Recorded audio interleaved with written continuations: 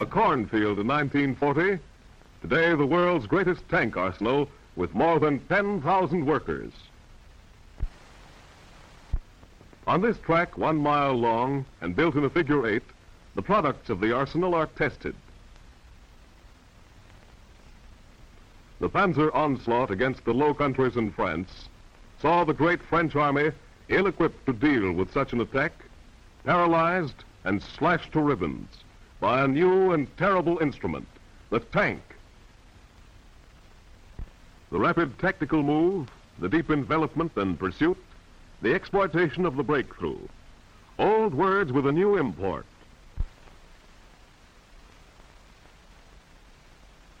The tanks moved 150 miles a day deep into enemy territory, to the very heart of enemy resistance, repeated the process day after day.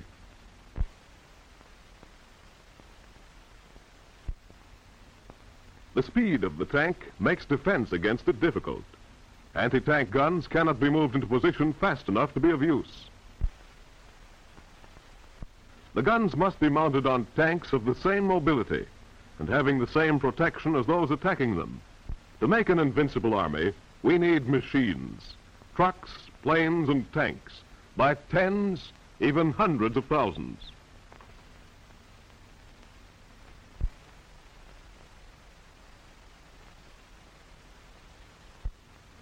For these, we must go to the assembly lines of the nation. With the lessons of warfare in Europe plain to see, a tremendous expansion of tank building capacity has taken place. Here in the Detroit Tank Arsenal, the world's first great tank arsenal devoted entirely to the mass production of the tank, we forged the armaments of victory. To wage a desperate war, the immense resources of our industrial plant and the incomparable skill of the American worker have mobilized to meet a supreme test. Under this vast roof, we create the rolling forts of armor steel, the fighting tank with great firepower, fitting the American policy of aggressive mobile warfare. Production in factory and arsenal begins far behind the assembly lines. It starts with the machine. From drafting board and planning room come models, charts, drawings, blueprints, and designs. Designs for the lathe to machine the rotor ring of the cupola for easy rotation, giving the tank complete all-round firing range. Designs for calipers and micrometers. Instruments to test required tolerances, for the greatest precision is demanded.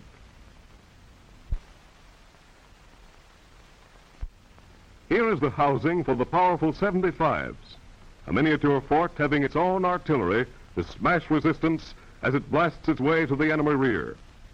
The tank, with its force and scope, is capable of carrying on a small war all alone. Here, the planers rough-cut the wheel suspension on which the tank will be suspended. The heat of the tool against the armored steel. Hard, tough steel requiring good machine tools, tougher than the material they mill.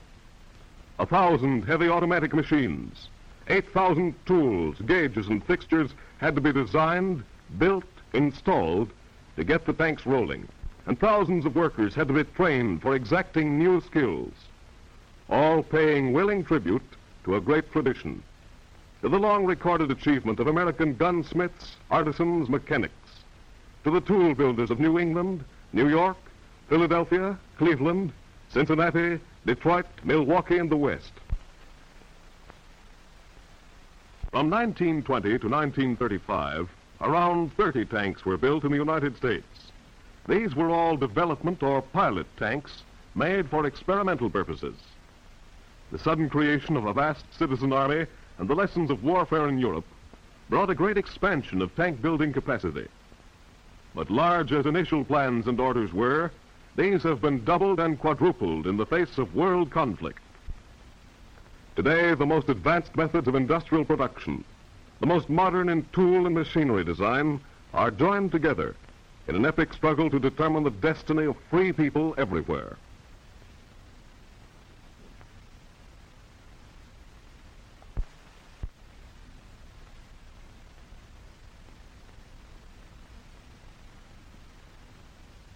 Again, precision is the watchword. An error of a hair's breadth may mean the difference between life and death for 7 soldiers who will be called upon to man this giant of destruction. Teeth are cut into the cupola rotary ring. Motor-driven, the turret, of which this forms the base, will turn a complete circle. A complete arc of withering fire can be shot from the 37mm gun soon to be mounted in it. Teeth, too, for the master gear, cut into hard, strong steel to mesh and drive the tank forward. These lend speed and bite to the attack. The modern tank is a complex mechanical marvel. Making of it involves the utmost ingenuity and correlation of manufacturing effort. We are building uncounted numbers of these machines, putting them to work, to labor with free men fighting for what they cherish. Men and machines are the backbone of the crusade to rid the world of tyranny, the hope and promise of the future. Before actual manufacturing could begin, plant layouts had to be made, the necessary building space provided, the proper tools and other equipment brought together, materials requisitioned, procured, assembled, all for the single purpose of making tanks. Giant multiple drills of sufficient weight and size to machine the heavy parts, boring dozens of holes in one downward motion, had to be designed and built. Here are the gears and flywheels of the punch press in one of dozens of departments, making parts which flow to the main assembly, into the finished tank. The oxygen pantograph torch, cutting out the sprocket gears that will guide the Caterpillar Trex.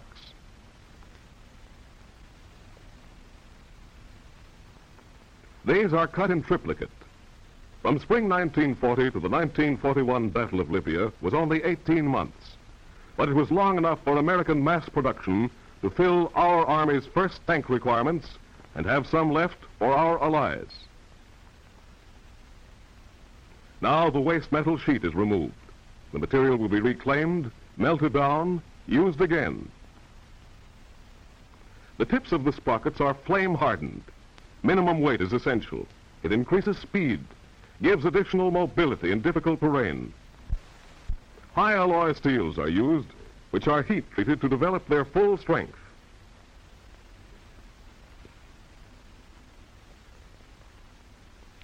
The standard of workmanship required is high. A vehicle must be built whose ultimate employment is the roughest usage. A tank is expected to traverse rutted fields and tangled woods, splash across unbridged streams, have its full weight thrown upon itself. 28 tons of steel hitting solid earth at a speed in excess of 25 miles an hour and come through solid and steady and asking for more. Strength is the keynote, and to guarantee that strength, the master gear is oil quenched.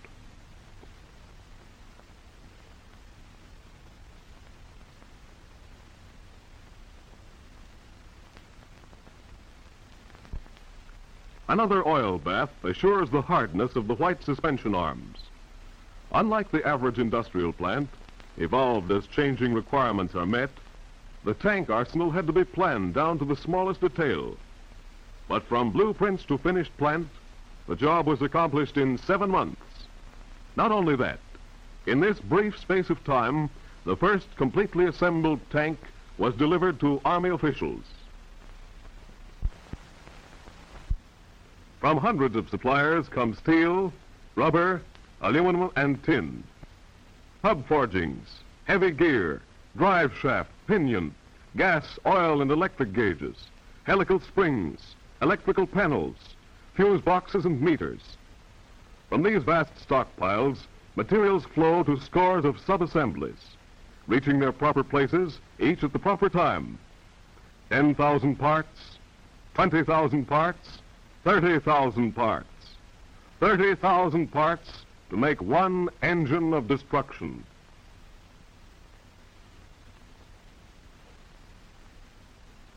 It begins to take form. Side wall and rear panel are mounted on the hull. The tank has no chassis, no frame, only armor plate. Plate that furnishes protection from enemy fire and serves as structural frame as well. Overhead cranes support the great hydraulic riveters that meld the pieces by pressure alone.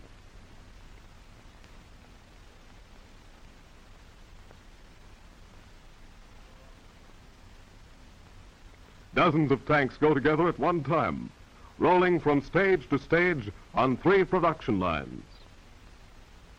The shield, the forepart of the tank, heavier plate armor than that of a destroyer to make a land battleship, a roaring, plunging vehicle of death, a weapon come of age, taking its proper place beside the airplane and the naval vessel.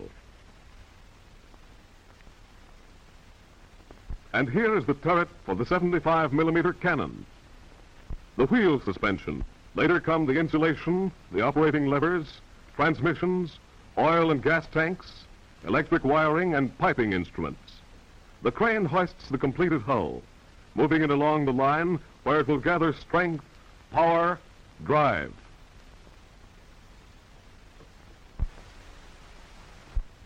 The final drive, built to withstand the shock of enemy fire, smash whatever obstacles it meets.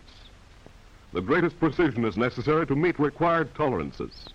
There can be no shims in fitting the engine supports, no mechanisms attached to the armor plate. The power plant, a radial-type air-cooled airplane engine, the force of flying horses hitched to the earth so that this weapon can run swiftly to the attack.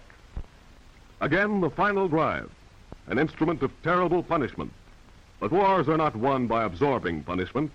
They're won by giving it to the opposing forces. The engine fits into the rear of the machine, taking up surprisingly little room. Here is the pent-up force that will plunge the monster headlong into battle to deliver its staggering blows.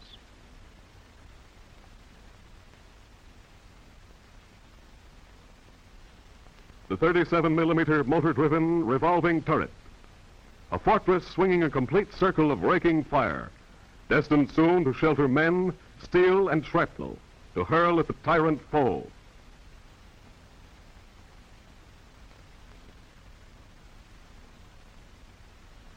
Here, the claws of steel uncoil, the Caterpillar track, rubber treads vulcanized on steel plates. The development of the Caterpillar track is one of the essential mechanical advances that made the modern tank possible. It lies open on the assembly floor, waiting to draw on the huge body. It will supply sufficient traction to enable the machine to operate over the roughest terrain. The giant's legs, the bogie wheels. Alignment on the final assembly line is maintained by letting these wheels run in a grooved track on the floor of the shop. The wheels run onto the treads.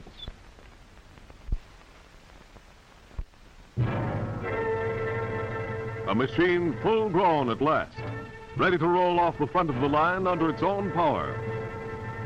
Ready to pull the next tank into place without a moment's pause.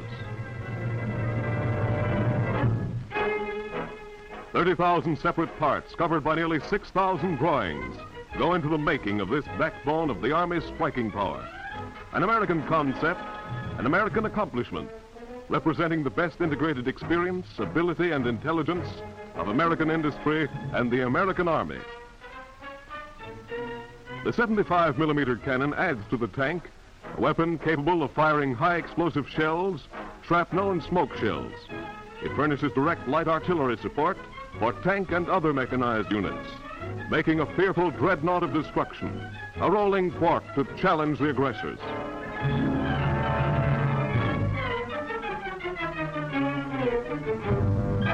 The massive steel turrets mount a 37-millimeter gun, hurling armor-piercing projectiles, adding still more power, deadly on the ground, deadly in the air when used for anti-aircraft work. The final inspection line. Here the working parts are tested for faulty application. There's no room for mistakes. Picked up in the air and started toward its final destination, the lives of men and the fates of nations suspended in the balance. The arsenal's task is done. The tanks are combat ready.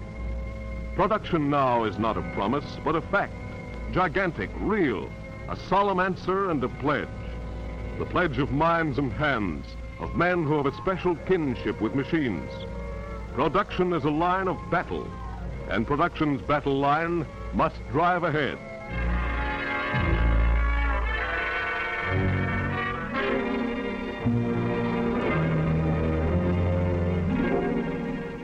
To make certain there's no faltering along this line, every civilian plant that can is being converted for the production of war material, and more factories are scheduled for production. The tank is bolted down, covered with a tarpaulin, ready for shipment. Shipment to Asia, to Africa, to the Middle East, to the ancient fields of Europe, to the far-flung shores on which embattled allies stand.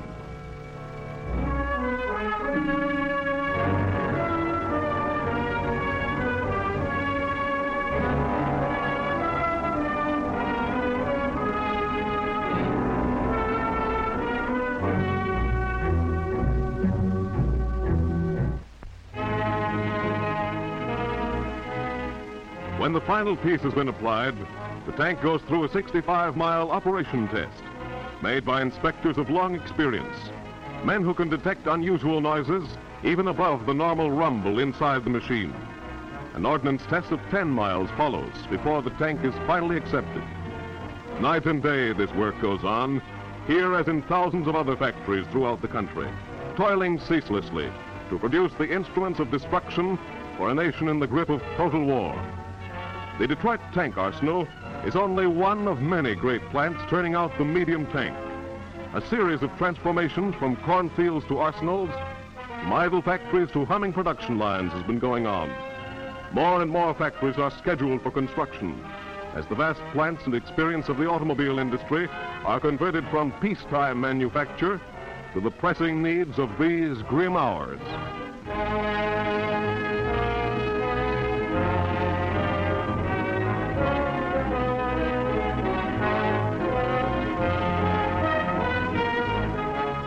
Fort Knox, headquarters of the armored forces of the nation. On practice fields simulating actual battle conditions, these fighting tanks charge through their paces. Here, thousands of soldiers learn gunnery as our troops train for action in new equipment rolled off the production line. Each day, new strength is added to democracy. On this great range, our tanks are spitting steel.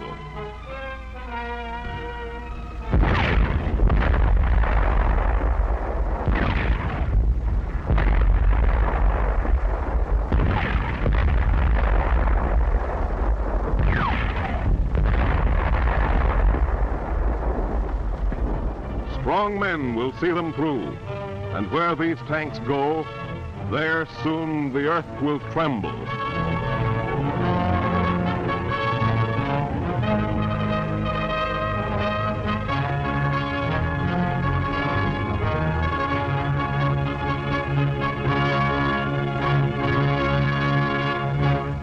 To machine the rotor ring of the cupola for easy rotation, giving the tank complete all-round firing range. Designs for calipers and micrometers. Instruments to test required tolerances, for the greatest precision is demanded.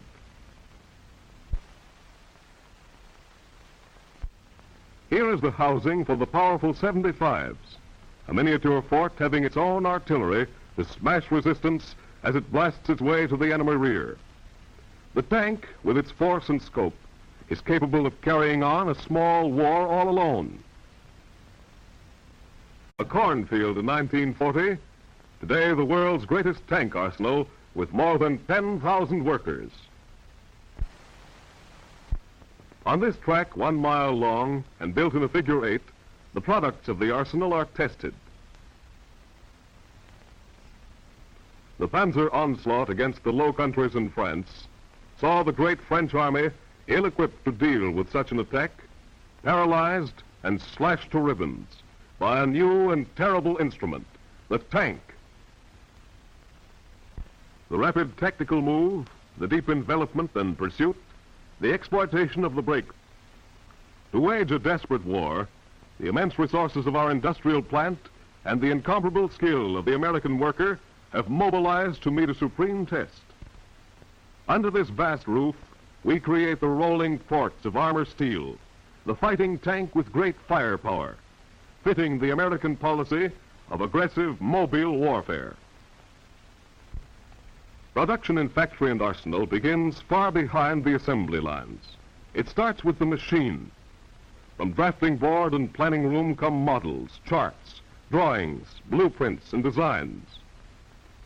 Designs for the lathe crew.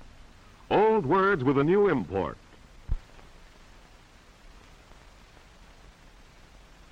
The tanks moved 150 miles a day deep into enemy territory, to the very heart of enemy resistance.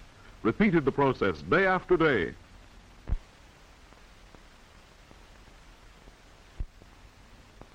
The speed of the tank makes defense against it difficult.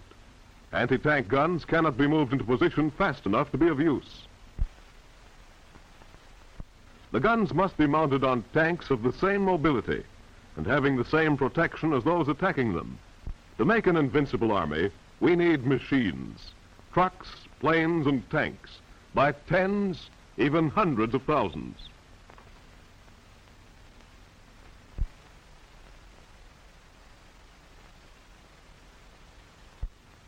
For these, we must go to the assembly lines of the nation. With the lessons of warfare in Europe plain to see, a tremendous expansion of tank building capacity has taken place. Here in the Detroit Tank Arsenal, the world's first great tank arsenal devoted entirely to the mass production of the tank, we forged the armaments of victory.